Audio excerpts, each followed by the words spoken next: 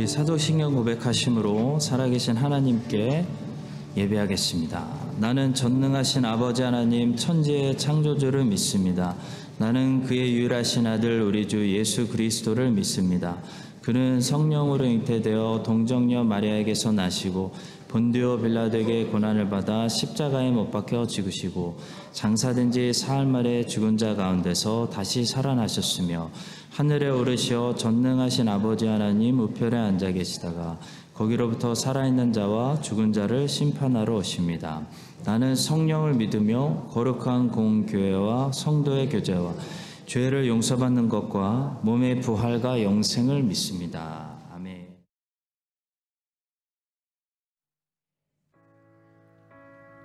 주님은 오늘 이 자리에 저희 예배의 자리로 부르셨습니다. 그건 정말 놀라운 사랑이죠. 처음과 나중 되시는 주님께 함께 걸으며 그 나라에 도달했을 때 우리의 눈물을 닦아주신다고 합니다. 참 고생했다, 잘 참았다 하고 그런 소망으로 우리가 주님과 함께 서서 가며 바라보며 찬양을 올립니다. 주님 나를 부르셨네. 놀라운 사랑으로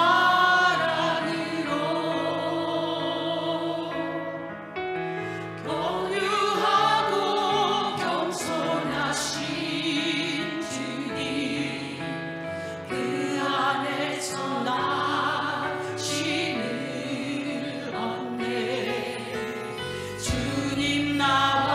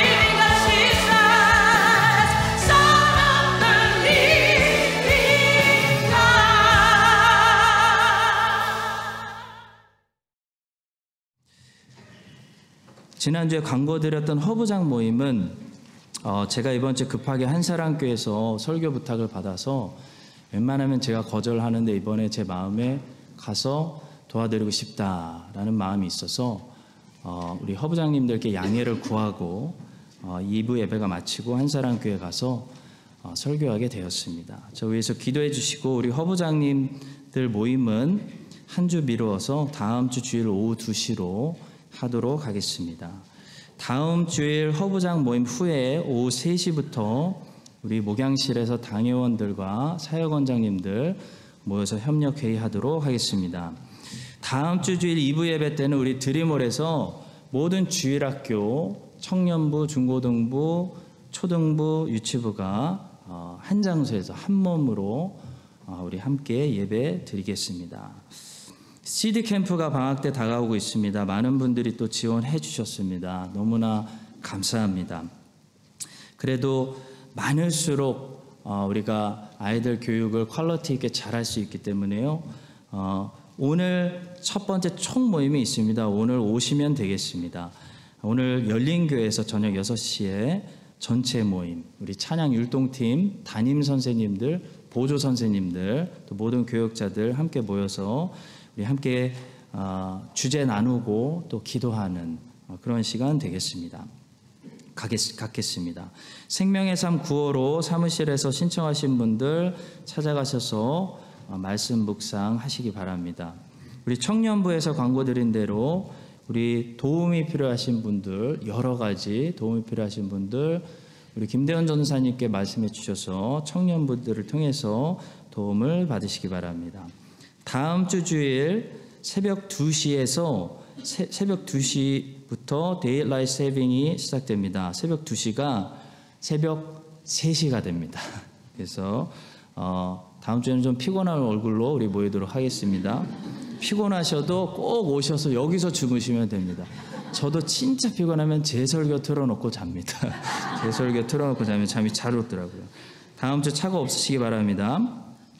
주보에는 광고 나가지 않았는데요. 게시물에 보시면은 포스터가 하나 있습니다. 이번 주 토요일 11시에 리카톤에 있는 더블트리 호텔에서 우리 취업을 준비하는 우리 청년들이나 또 앞으로 이 땅에서 취업을 자녀들을 시켜야 되는 어린아이들을 두고 있는 우리 부모님들을 위해서 다양한 직업에 대한 소개도 해주고 또 이 땅에서 잘 정착한 그런 취업의 선배들을 만나서 하는 굉장히 좋은 만남과 유익한 그런 세미나가 있을 것 같습니다. 직업 박람회를 엽니다. 그래서 관심 있으신 분들은 다음 주 토요일입니다. 나가서 게시판에 포스터를 참조해 주시고 참여하시면 되겠습니다. 하나님께서 오늘 우리에게 주시는 말씀 보겠습니다. 사무엘상 21장 10절부터 끝절까지 읽고 계속해서 이어서 22장 1절부터 5절까지 읽겠습니다. 사무엘상 21장 10절부터 우리 함께 읽겠습니다. 그날에 다윗이 사울을 두려워하여 일어나 도망하여 가드왕 아기스에게로 가니 아기스의 신하들이 아기스에게 말하되 이는 그 땅의 왕 다윗이 아니니까 무리가 춤추며 이 사람의 일을 노래하여 이르되 사울이 죽인 자는 천천히요 다윗은 만만히로다 하지 아니하였나이까 한지라. 다윗이 이 말을 그의 마음에 두고 가드왕 아기스를 심히 두려워하여 그들 앞에서 그의 행동을 변하여 미친 채 하고 대문짝에 그적거리며 침을 수염에 흘리매 아기스가 그의 신하에게 이르되 너희도 보거니와 이 사람이 미치광이로다. 어찌하여 그를 내게로 데려왔느냐. 내게 미치광이가 부족하여서 너희가 이 자를 데려다가 내 앞에서 미친 짓을 하게 하느냐. 이 자가 어찌 내 집에 들어오겠느냐 하니라. 그러므로 다윗이 그곳을 떠나 아둘람 굴로 도망하며 그의 형제와 아버지의 온 집이 듣고 그리로 내려가서 그에게 이르렀고 환난당한 모든 자와 빚진 모든 자와 마음이 원통한 자가 다 그에게로 모였고 그는 그들의 우두머리가 되었는데 그와 함께한 자가 400명가량이었더라. 다윗이 거기서 모압 미스베로 가서 모압 왕에게 이르되 하나님이 나를 위하여 어떻게 하실지를 내가 알기까지 나의 부모가 나와서 당신들과 함께 있게 하기를 청하나이다 하고 부모를 인도하여 모압 왕 앞에 나아갔더니 그들은 다윗이 요새 있을 동안에 모압 왕과 함께 있었더라. 선지자 갓이 다윗에게 이르되 너는 이 요새 있지 말고 떠나 유다 땅으로 들어가라. 다윗이 떠나 헤렛 수풀에 이르니라. 아멘.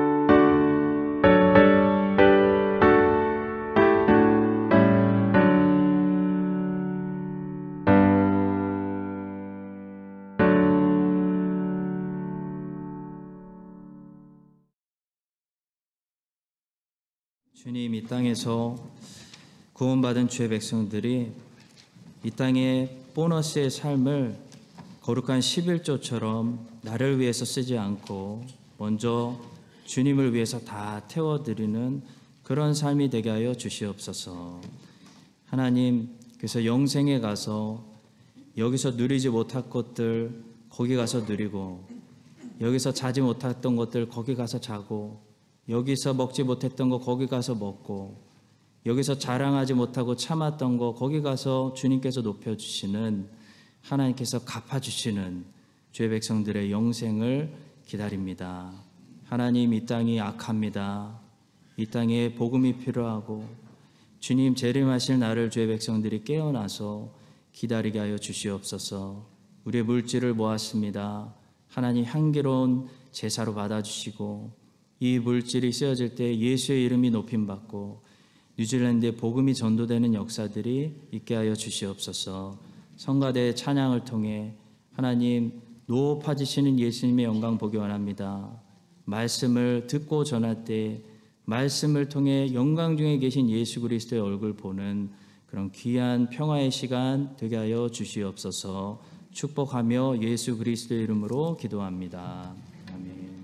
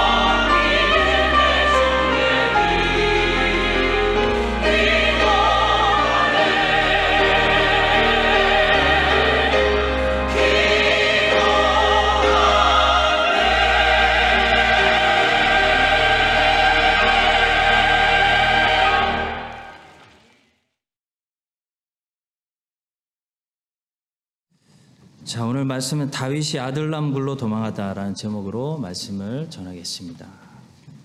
사무엘상과 사무엘하는 사사시대 350년과 왕정시대 50년 사이에 껴있는 그런 책입니다. 사사들이 다스리던 시대에서 왕들이 다스리는 시대로 어떻게 바뀌는지 그 과정을 우리가 보고 있습니다. 그 과정 속에 등장하는 중요한 사람들이 있습니다. 바로 사사이면서 선지자이면서 제사장인 사무엘이 있습니다. 또 이스라엘의 초대 왕이었던 사울이 있고 이스라엘의 두 번째 왕이 된 다윗이 등장합니다. 우리가 살펴보고 있는 사무엘상은 엘리 제사장으로 시작했는데 제사장직이 사무엘로 넘어갔고 또 사울 왕으로 왕정시대의 문을 열었는데 다윗으로 넘어가고 있는 처음부터 삐걱해서 왕조가 바뀌는 그런 과정을 현재 보고 있습니다. 그 과정 속에서 다윗은 고난을 당했습니다. 보통 세상 왕들은 어떻게 왕이 되죠? 인기가 계속 하늘로 치솟고 주가가 오르면서 왕이 됩니다. 근데 다윗이라는 왕은 어떤 과정을 통해서 왕이 됐냐면 고난을 통해서 왕이 됐습니다. 다윗의 고난이 절정을 통과했을 때 한 방에 왕이 되었습니다. 다윗은 약 10년 동안 사울의 공격을 피해 도망자로 살면서 수많은 시편들을 쏟아냈습니다. 그러면서 그리스도께서 고난이라는 방법을 통해 십자가라는 방법을 통해 왕이 되실 그 고난의 모형이 되었고 또 앞으로 성도들이 이 땅에서 영광에 들어가기 전에 먼저 어떻게 고난당해야 되는지 고난을 통해 어떤 믿음의 실현을 당하게 되는지를 보여주는 데 중요한 모델이 되었습니다. 자, 오늘은 다윗이 사울을 피해서 블레셋 땅에 있는 가드로 갔다가 다시 이스라엘로 돌아와서 아둘람이라는 굴로 들어가서 숨는 이야기입니다. 오늘 본문을 통해 고난당할 때 성도는 어떻게 믿음으로 이겨야 되는지 하나님은 어떻게 하시는지 몇 가지만 살펴보도록 하겠습니다. 첫 번째로 믿음의 실현 당할 때 중요한 것은 이게 장소 문제가 아니라는 것입니다. 많은 사람들이 어려우면 제일 쉽게 제일 먼저 쓰는 전략이 뭐냐면 장소를 바꾸는 겁니다. 도시를 바꿔버리고 학교를 바꿔버리고 회사를 바꿔버리고 심해지면 가정까지 바꿔버립니다. 파트너까지 바꿔버립니다. 근데 이 영적인 믿음의 문제는 영적인 일이기 때문에 장소 문제가 아니라는 거죠.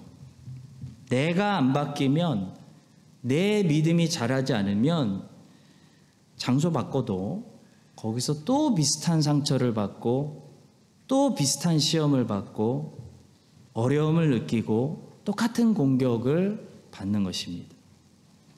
그래서 믿음의 실현 당할 때 첫 번째로 우리가 기억해야 될 사항입니다. 장소 바꿔서 이 어려움에서 벗어나려고 하는 사람들은 새로운 데 가서 또 시험 당하게 된다는 거죠.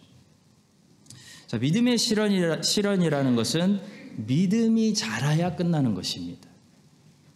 왜 여러분과 저는 더 이상 사춘기 때문에 사춘기 때 겪은 문제들로 고민하지 않습니까? 우리가 자랐기 때문입니다.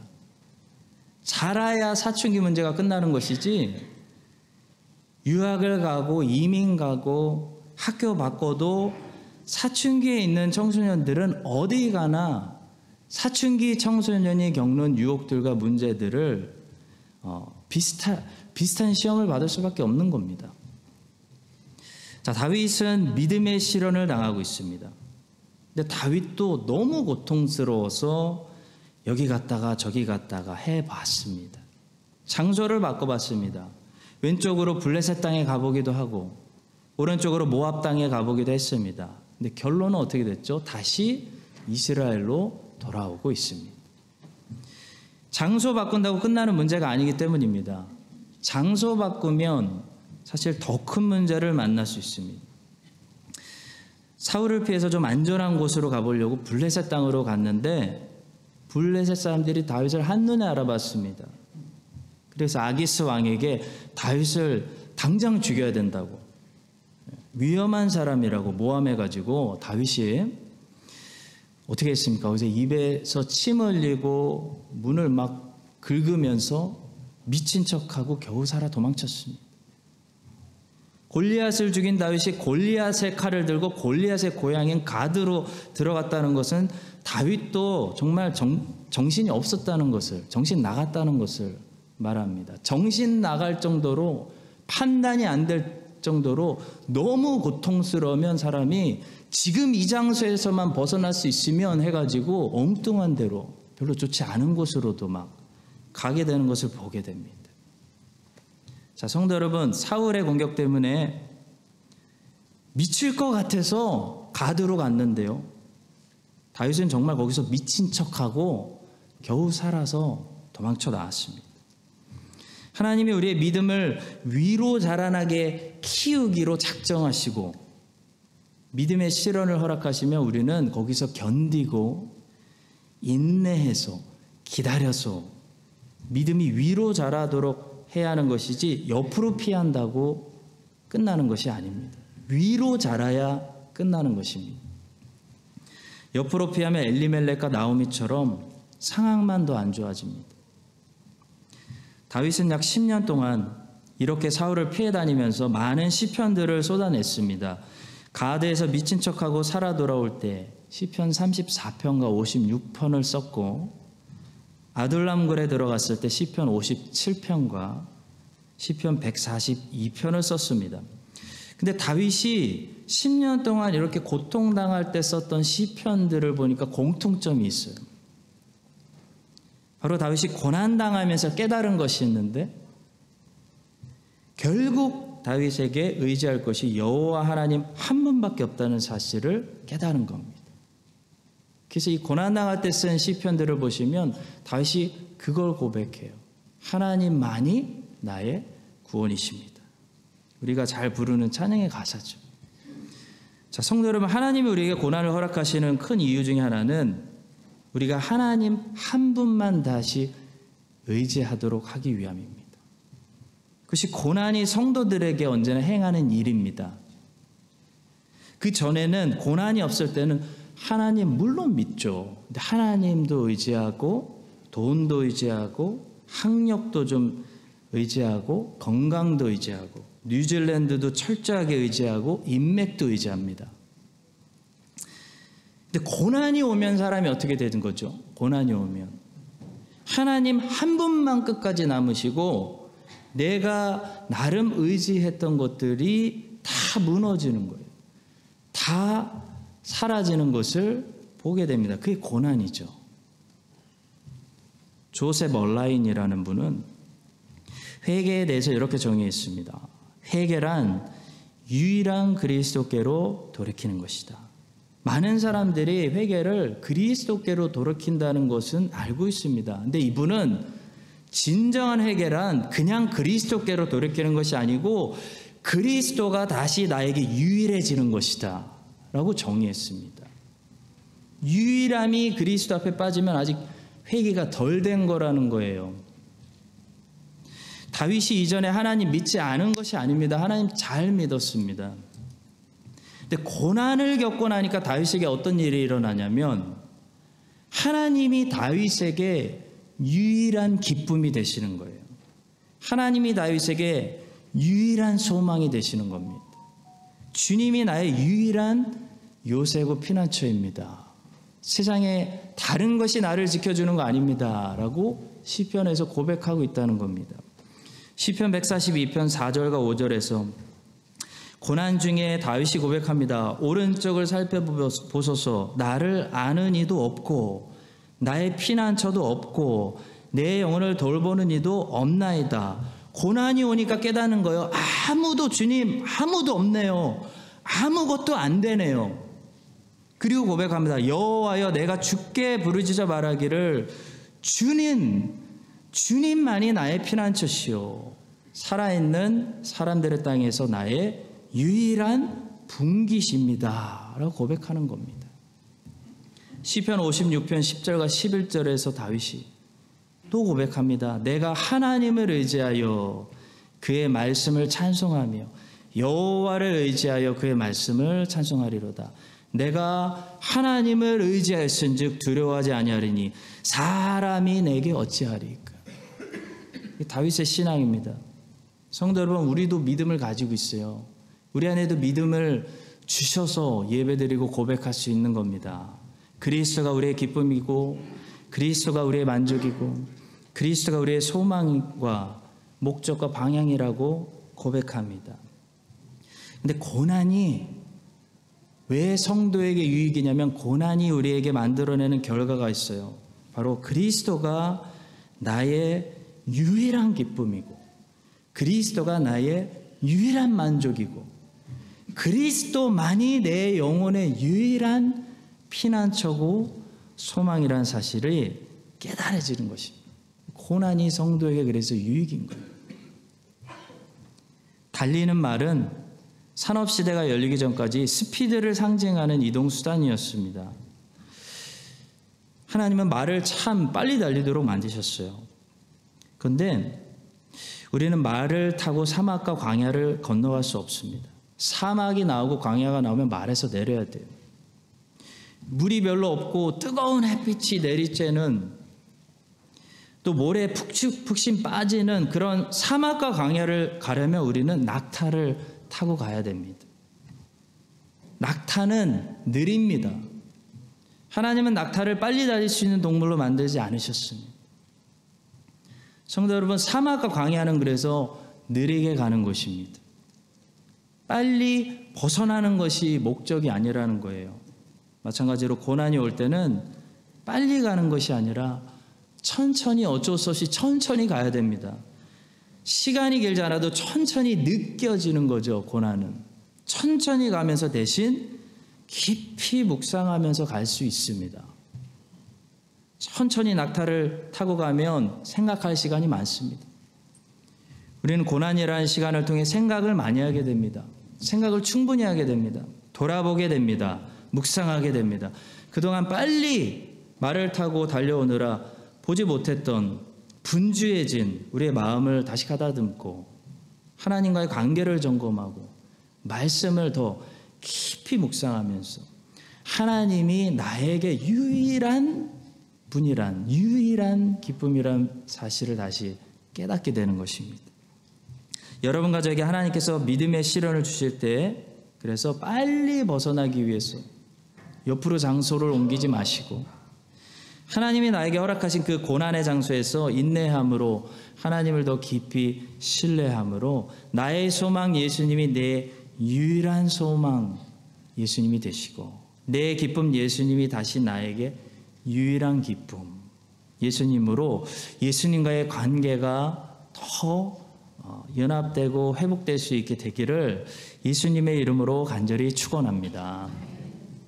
자, 두 번째로 좀 긴데요. 믿음의 시련 당할 때 중요한 것은 하나님도 그때 일하신다. 하나님이 그때도 선한 일을 하실지 모르기 때문에 하나님을 기대하면서 고난 중에도 우리는 우리의 일에 관해서 성실해야 된다라는 말씀입니다.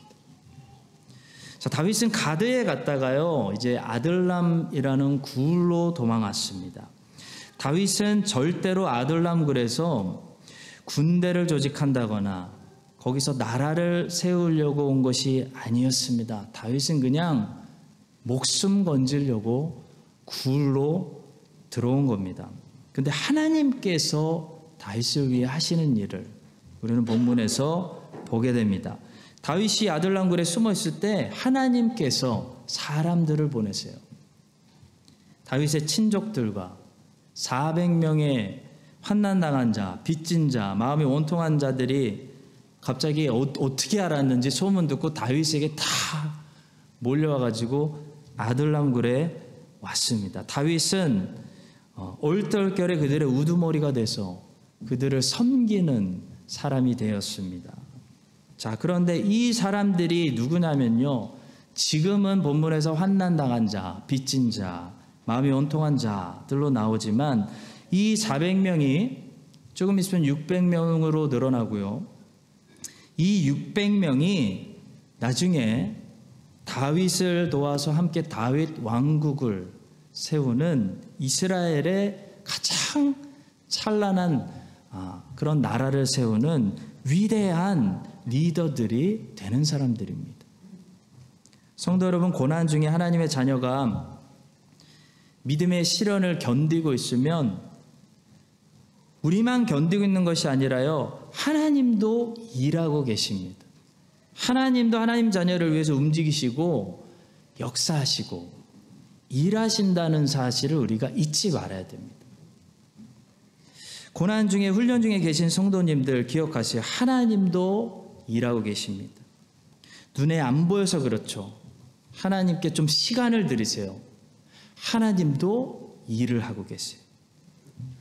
자, 그런데 문제는 하나님의 이 선한 일들이 우리의 고난 시간, 광야 시간 가운데서도 계속 이루어지고 성취되려면 우리도 계속 성실하게 우리 일을 해야 된다는 것입니다.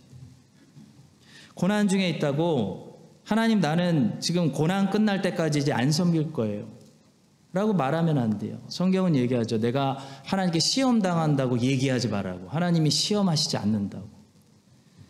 나 지금 고난 중이니까, 나 지금 시험 당하고 있는 중이니까 시험 끝날 때까지 다 내려놓겠습니다. 그렇게 말하면 안 된다는 것입니다. 하나님은 고난 중에 있다고 하나님의 사역에서 하나님의 종들을 면제시켜 주시지 않습니다. 다윗을 보세요. 하나님은 다윗이 사울의 공격을 피해 10년 동안 도망 다닌다고 가장 그 혹독한 시절 속에서도 다윗에게 계속 일을 맡기십니다. 자, 오늘 본문도 하나님이 아둘람 굴에 있는 다윗에게 일을 맡기시는 장면이에요. 다윗은 지금 도움을 줄 수 있는 상황이 아닙니다. 도움을 받아야 되는 상황입니다. 사지 멀쩡한 사람들이 와서 다윗 도와줘도 다윗은 위로 받을까 말까 한 상황입니다. 근데 하나님이 어떤 미션을 다윗에게 보내주고 있냐면, 환난당한 자, 빚진 자, 마음이 원통한 사람들 한두 명이 아니에요. 400명을 다윗에게 맡기시면서 네가 도와줘라 하고 있는 거예요. 이게 오늘말로 하면 여러분들이 가장 어려운 시간에 하나님이 여러분들에게 사업하다 망한 자, 신용불량자, 병 걸려서 간호가 필요한 자, 마음에 상처받아서 입만 열면 삐뚤어진 말이 나오는 사람들 한두 명이 아니에요. 400명을 맡기시는 것 같아요. 네가 도와줘라, 네가 좀 돌봐줘라, 네가 위로해줘라, 네가 섬겨라, 그런 말씀이에요. 한번 생각해 보세요. 요나단 같은 사람들이 와서 위로해줘도 다윗은 억울합니다. 다윗은 고통스럽습니다. 근데 환난당한 사람들 400명이 여러분만 바라보고 있다고 생각해 보세요. 지금 내 코가 석잔데, 내가 죽을 것 같은데, 누가 나를 섬겨줘도 마음이 괴로운데, 하나님은 다윗을 이 사람들의 우두머리로 세우시고 400명을 섬겨라, 위로해라 명령하시는 겁니다. 그래서 다윗은 졸지에 환난당한 자들의 우두머리가 됩니다. 자, 그런데 성도 여러분, 다윗은 성실하게 순종합니다. 다윗은 어느 상황에서도 기본적으로 환난당한 사람들을 만나면 먼저 위로할 수 있는, 또 마음이 원통한 사람들이 있으면 잘 격려해 줄 수 있는 그런 준비된 사람이었습니다. 그래서 다윗은 고난 중에도 성실했습니다. 고난 중에도 일했어요. 내려놓지 않았습니다. 섬겼습니다. 그랬더니 놀라운 일이 일어납니다. 이 다윗의 부하가 된 400명의 사람들이 지금은 이런 사람들이어도요, 다윗을 보면서 변화되기 시작해요. 자기들보다 훨씬 더 원망스럽고 불평하려면 불평할 수 있는, 그러나 불평하지 않고 이 상황 속에서도 하나님을 신뢰하는 다윗을 보면서, 또 하나님이 살아계셔서 어떻게 다윗을 보호하시는지를 보면서 이 상처받은 환난당한 400명의 사람들이 위로받기 시작하는 거예요. 그들의 상처가 조금씩 치유되고 낫기 시작해요. 다윗이 그렇게 신뢰하는 하나님을 그들도 점점 신뢰하는 믿음이 생기기 시작합니다. 그래서 최종적으로 나중에 다윗을 위해서 목숨 내놓는 일도 아까워하지 않는 그런 충성된 그런 준비된 사람들로 이 사람들이 변하기 시작합니다. 성도 여러분, 고난 중에 우리는 인내만 하는 것이 아닙니다. 고난 중에도 하나님은 우리가 알지 못하는 기이한 일들을 행하고 계십니다. 하나님께서 지금도 멈추지 않고 일하고 계시기 때문에 우리도 멈추지 않고 힘들어도 일하는 것입니다. 하나님은 어느 장소에서 누구를 사용해서 어떤 방법으로 무슨 일을 하실지 모르기 때문에 우리는 항상 성실해야 하는 것입니다. 우리가 만나는 모든 사람들에게 최선을 다해야 하는 것이고, 우리가 처해 있는 인생의 모든 시즌 속에서, 모든 상황 속에서 주님을 최선을 다해 섬겨야 하는 것입니다. 다윗이 들어갔던 그 아둘람 굴이 다윗 왕조가 견고히 세워지는, 다윗과 다윗의 엄청난 부하들이 준비되어지는 그런 장소라는 것을 하나님만 아셨지 아무도 몰랐습니다. 종교개혁자 루터가 믿음, 진리, 복음을 완전히 다 깨달아서 로마 가톨릭 교리에 반대하는 95개의 조항의 반박문을 만들어서 1517년 10월 31일에 비텐베르크 성당 문에 붙인 것이 아니었습니다. 당시 루터는 어떤 상황이 있었냐면, 루터 자신도 성경적으로 정확한 교리가 세워지지 않고 있었던, 알아가는, 배워가는 상태에 있었습니다. 루터 자신이 기록한 95개의 조항들 중에 몇몇 항목들에 관해서는 루터도 무엇이 정확히 맞는지 그 사실 여부를 아직 확신하고 있지 않았습니다. 자, 그러나 루터는 별로 개의치 않고 95개의 조항들로 되어 있는 반박문을 그날 교회 정문에 게시하고 돌아왔습니다. 왜냐하면 당시 교회 정문의 게시물을 공고하는 행위는 어떤 문제에 대해서 사람들을 소집하고 불러 모아서 우리 같이 한번 토론해 보자 라고 하는, 당시 널리 알려져 있는 굉장히 일반적인 보편적인 행위였기 때문입니다. 루터는 어차피 한번 모여서 이야기해봐야 되는 문제들이다 라는 가벼운 심정으로 그날 공고문을 붙였습니다. 근데 이 일이 몇 주 안에 독일 전체에 퍼져나가서 이 95개의 조항문을 안 읽은 사람이 없는 이런 큰 일이 될 줄은 아무도 몰랐습니다. 종교개혁을 일으키는 일이 되고, 오늘도 역사가들이 종교개혁이 정확히 시작된 날짜를 정할 때 루터가 95개의 반박문을 비텐베르크 교회 문에 망치질한 날로 정하고 있고, 또 오늘까지도 기독교가 10월 31일을 매년 종교개혁주의로 기념하고 지키게 될 거라고 제일 예상 못한 사람이 루터였습니다. 성도 여러분, 루터는 당시 세상을 뒤집으려는 개혁가가 아니라 어떤 사람이었냐면 그냥 성경과 진리에 성실한 사람이었습니다. 그는 목회자로서, 신학자로서, 수도사로서 단지 성실하게 그날도 성경에 충실하고 진리에 충실하려고 했기 때문에 그날 그런 평범한 행동을 한 것뿐입니다. 근데 하나님이 그걸 갖다 쓰셔가지고 교회 역사를 뒤집어 버리시는 그런 큰 일로 사용하신 거죠.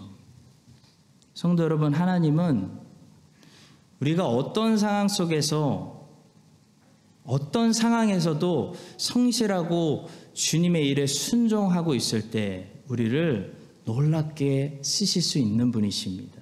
우리를 쓰시는 분은 하나님이세요. 우리가 크게 쓰임받고 싶다고 크게 쓰임받는 거 아닙니다. 다윗이 크게 쓰임받고 싶어서 나라 만들려고 자기 부하들 양육하려고 400명 섬겨서 아둘람 굴 들어간 거 아닙니다. 다윗은 그냥 환난당한 자들이 자꾸 자기에게 오니까 당연히 섬긴 거예요.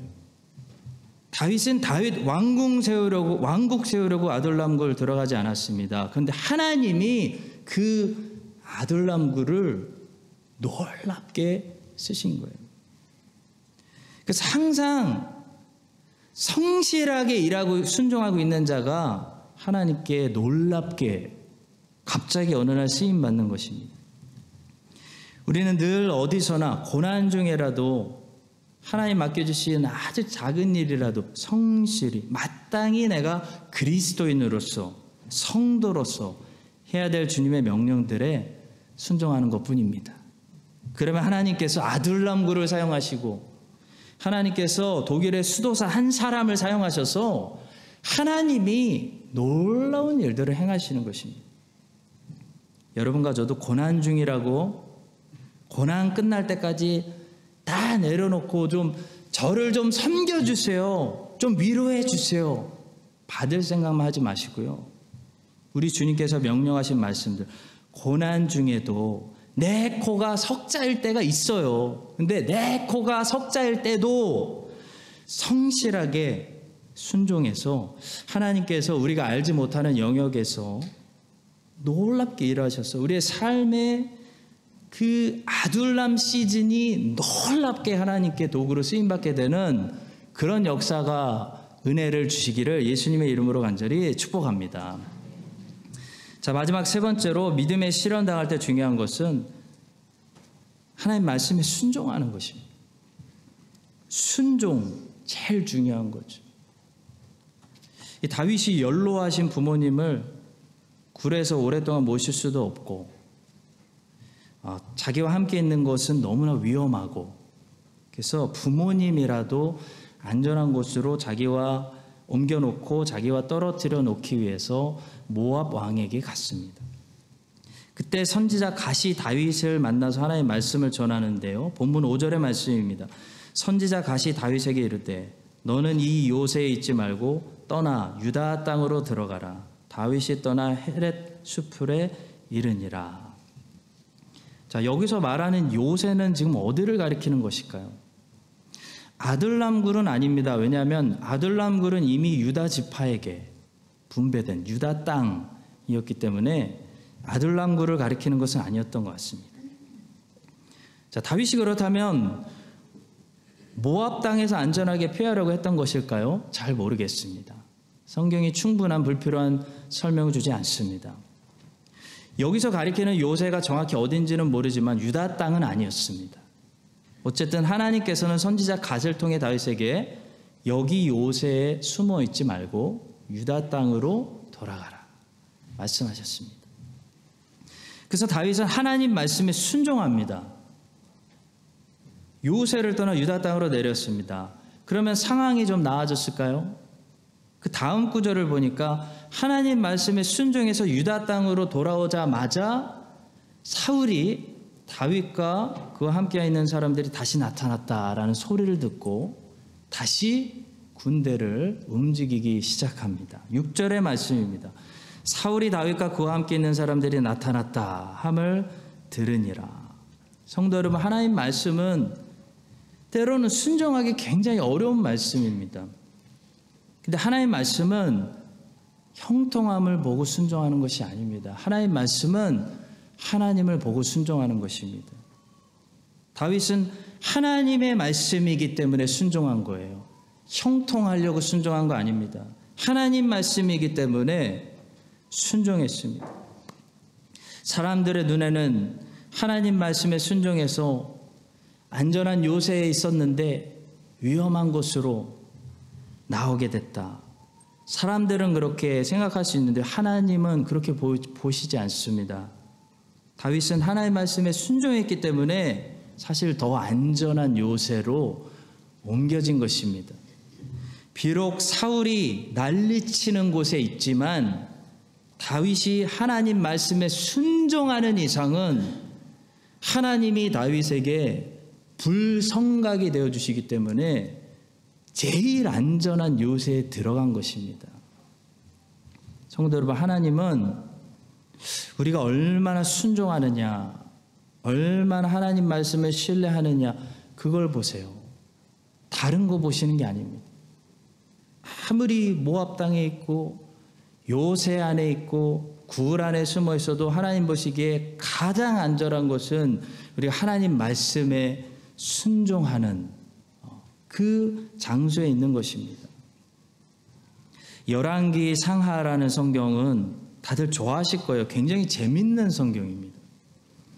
북이스라엘의 19명의 왕들과 남유다의 20명의 왕들의 이야기를 다루는 너무 재밌는 그런 인기가 많은 성경인데요. 그 열왕기 상하는 절대로 왕들에 관한 전기를 다룬 책이 아닙니다. 열왕기 상하는 철저하게 하나님의 관점 중심으로 기록되어 있습니다. 다시 말해 하나님의 눈으로 본다는 거죠. 하나님이 중요하게 여기시는 부분이 기록되어 있고 하나님이 관심 없으신 부분은 생략하고 있다는 거예요. 자, 그래서 우리는 하나님의 관점으로 기록된 열왕기 상하를 읽으면서 왕들에 대한 충분한 정보를 공급받는 것이 아니고 하나님이 사람을 보실 때 어디를 보시는지, 어디에 관심이 있으신지를 보게 됩니다. 하나님이 어디를 주목하시는가. 북이스라엘 왕들 중에 아합의 아버지는 오므리라는 왕이 있었어요. 오므라이스가 아니고 오므리입니다. 이 사람은 세상적으로 보면 대단한 왕이었어요. 훌륭한 왕이에요. 똑똑한 사람이에요. 정치 잘했습니다. 이 왕은 오므리 왕조를 연 사람이고 수도를 새롭게 사마리아 성으로 과감하게 옮겨가지고 나라와 수도를 튼튼하게 세운 그런 왕입니다. 이 왕은 주변 국가들하고 밀고 당기기를 잘했습니다. 그래서 무역도 잘하고 무역을 잘하니까 경제가 살아나고 나라의 안보도 잘 지켰습니다. 이쪽이 쳐들어올 것 같으면 저쪽으로 막았습니다. 정치를 잘한 거예요.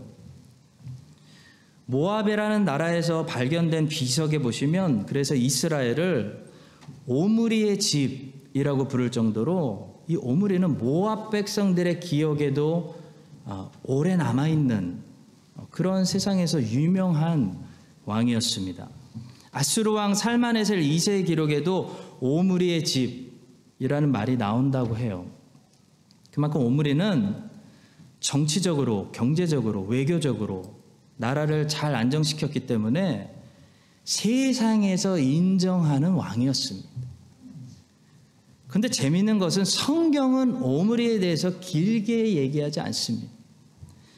성경은 오므리의 전체 삶을 두 구절로 요약합니다. 열왕기상 16장 25절과 26절입니다. 오므리가 여호와 보시기에 악을 행하되 그 전에 모든 사람보다 더욱 악을 행하여 느바세 아들 여로보암의 모든 길로 행하며 그가 이스라엘에게 죄를 범하게 한 그 죄 중에 행하여 그들의 헛된 것들로 이스라엘의 하나님 여호와를 노하시게 하였더라. 이게 다예요. 평생을 이름을 떨치면서 나라를 부강하게 하고 꽤 정치를 잘했던 당시 중동의 유명한 왕의 이야기를 하나님의 관점으로 기록된 성경은 딱 두 구절로 정리해버리고 지나가는 겁니다. 오므리가 여호와 보시기에 악을 행하되 헛된 것들로 이스라엘 하나님 여호와를 노하시게 했다. 이게 답니다. 성도 여러분, 우리가 오므리처럼 이 땅에서 아무리 성공하고 이름을 떨치고 우리 세대가 알아주는 유명한 사람들이 되어도요, 우리가 하나님께 순종하는 삶을 살지 않으면 하나님 눈에는 우리의 삶이 무가치한 헛된 삶에 불과한 것입니다. 열왕기 상하는 하나님의 관점으로 기록되었기 때문에 하나님이 왕들을 평가하실 때 무엇을 보고 평가하셨는지 우리가 그걸 봐야 됩니다. 열왕기 상하는 각 왕들의 짧은 이야기가 끝나면 항상 그 끝에 하나님의 평가가 적혀 있습니다. 마치 시험 점수가 적혀 있는 것과도 같아요. 근데 하나님은 무엇을 기준으로 이 왕들을 평가하셨습니까? 왕들의 업적이 아니었어요. 왕들의 순종과 불순종을 보고 평가하신 거예요. 100점이든 90점이든 므낫세처럼 빵점이든 그 평가의 기준은 여호와의 말씀에 대한 순종이었어요. 다른 게 아니었어요. 사랑하는 성도 여러분, 우리도 마찬가지예요. 우리가 아주 작은 일이라도 하나님 말씀에 거기서 순종하면 하나님 보실 땐 그것이 세상에서 미국 대통령이 하는 일보다도 하나님께 더 가치 있는 일이 되는 것입니다. 큰 일을 하려고 하지 마십시오. 하나님 말씀에 순종하려고 하십시오. 다윗은 큰 일을 하는 사람이 절대 아니었습니다. 다윗은 하나님 말씀에 순종하려고 목숨을 건 사람이었습니다. 고난 가운데 여러분과 제가 훈련받는 부분은 다른 부분이 아니라 순종입니다. 우리가 얼마나 순종할 수 있는가? 어디까지 하나님 말씀을 믿고 순종할 수 있는가? 그것이 하나님의 자녀가 고난을 통해 훈련받을 때 하나님이 주목하시는 부분입니다. 여러분과 저에게 다윗의 믿음을 오늘 주일에도 더욱 더하여 주시기를 바랍니다. 그래서 모일 때마다 우리가 믿음을 더하여 받아서 여러분과 제 안에서 다윗의 모습, 예수님의 모습, 사도 바울과 제자들의 모습, 크고 작은 말씀에 순종하는 우리의 순종의 열매가 나오기 시작해서 하나님 보시기에 고대 왕 오므리 왕보다 너는 더 가치 있는 삶을 살아서 내가 네 삶을 더 크게 쓸 거야. 네 삶이 빛나는 그런 아름다운 인생을 하나님께 드릴 수 있는 여러분과 제가 될 수 있기를 예수님의 이름으로 간절히 축복합니다. 기도하겠습니다. 우리에게 항상 말씀하시는 주님 감사합니다. 어디에 있든지 고난 중에 있어도 한 가지 분명한 것은 우리가 귀를 기울이면 하나님 말씀을 들을 수 있다는 사실입니다. 주의 종들이 귀를 열어 하나님 말씀을 듣게 하시고 고난 중에도 믿음 더하여 주셔서 주의 말씀에 순종하게 하시고 고난 중에도 성실하게 섬기며 살아갈 때 하나님께서 우리가 알지 못하는 기이한 선한 일들을 우리 모든 성도님들의 삶을 통해 우리 크라이스처치 한인 장로교를 통해 이 땅 가운데 행하여 주시옵소서. 감사드리며 예수님의 이름으로 기도합니다. 아멘.